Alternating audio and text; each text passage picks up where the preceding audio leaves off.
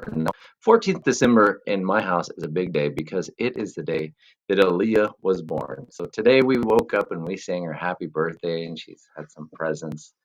And having a birthday in December in Oregon is much different than it is in Brazil. In Brazil, it's the middle of the summer or starting of the hot season. And so we'll go swimming, we'll be outside. In Oregon, it's a little different. We woke up this morning to a beautiful sunny day, but we've been noticing that the cold weather has come in, the rain has come in, and with it, just got a tendency to kind of want to be inside, to hunker down, to put on some cozy clothes, to find some good comfort food, to even watch more TV. One thing, not more TV, one thing that I really enjoy here being in the United States is watching football. It's not some, or American football. It's not something that is really done over in Brazil a lot. But here it's just great, whether it's college or NFL. I mean, I enjoy the game. Those guys are monsters. They're huge. The ability to run, the ability to pass, the acrobatics that they do in the air.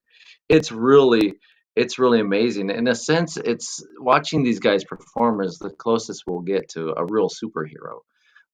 Strength is something that is really valued in our society, in our superheroes and in our athletes, and in our society in general.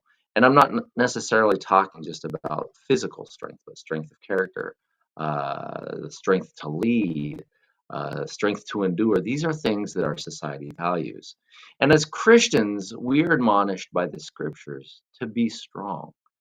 I know Paul wrote, I take glory in our weakness because when we are weak, he is strong. But the same Paul also wrote when he was writing to Timothy in his last letter of the New Testament before he was martyred, before he was executed. He wrote to his protege Timothy in 2 Timothy 2:1. He said, "You therefore, my son, be strong in the grace of Jesus Christ." We're not talking about physical strength. We're talking about being strong in the grace that is in Christ Jesus. He wanted Timothy to be strong in grace.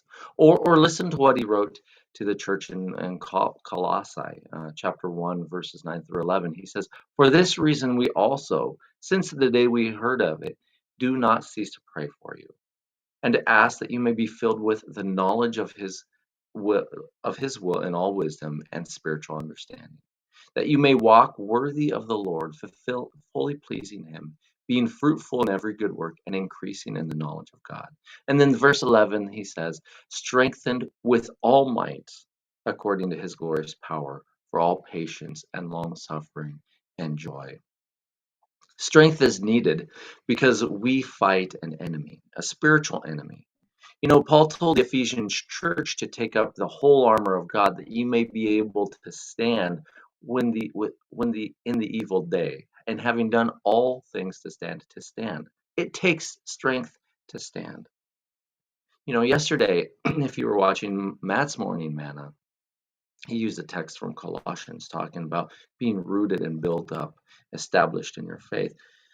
And yesterday, Matt was talking about being built up as a construction term. But what if we think of this as bodybuilder terms? Being strong, being built up.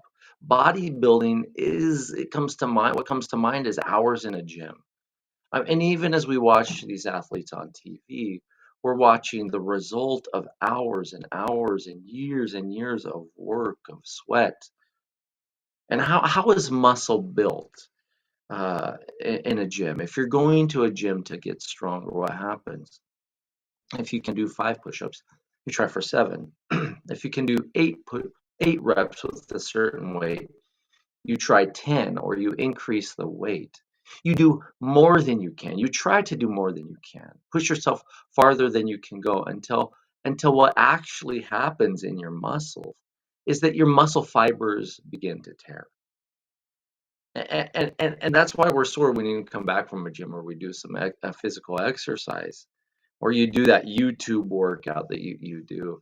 It's because the fibers of our muscles have torn. They've been pushed beyond what they can. There's been trauma.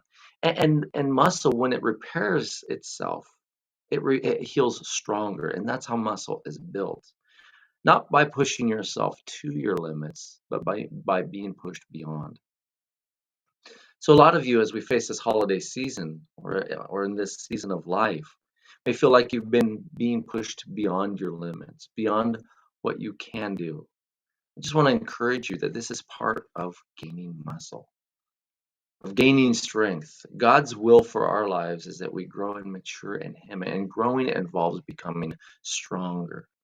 You think the strength, think of the strength of a child is a lot different than the strength of an adult. Because as we grow and we mature, we are to become stronger. But that strength cannot come without pain. Call them growing pains. You've heard the old adage or the old saying, no pain, no gain. Well, today, if you're feeling sore and beat up, listen to what Paul wrote the Corinthian church. Keeping in mind how the body builds its muscle by renewing itself day by day, rebuilding the torn muscle fibers.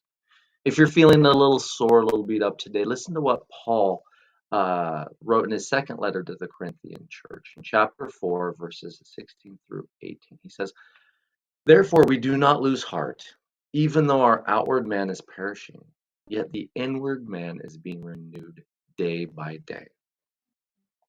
For our light affliction, which is but for a moment, is working for us a far more exceeding and eternal weight of glory. While we do not look at these things which are seen, but at the things which are not seen. For the things which are seen are temporary, thinking of muscle and being built up as a bodybuilder, but the things which are not seen are eternal.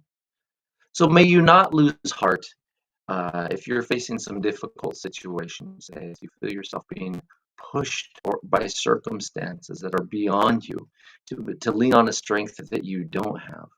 May you feel yourself being built up and strengthened by Him for His glory. Have a great day. May God bless you.